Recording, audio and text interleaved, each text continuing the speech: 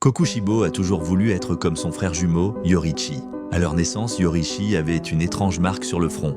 Et leur père voulait le tuer, car les jumeaux causaient souvent des conflits de succession. Mais leur mère l'en empêcha. Cependant, la différence de traitement était évidente.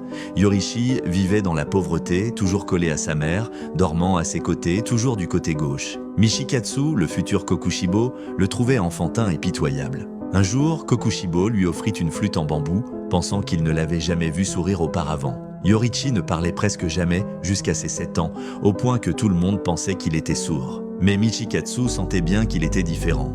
Pendant que Michikatsu s'entraînait à manier le sabre, Yoriichi l'observait toujours en silence.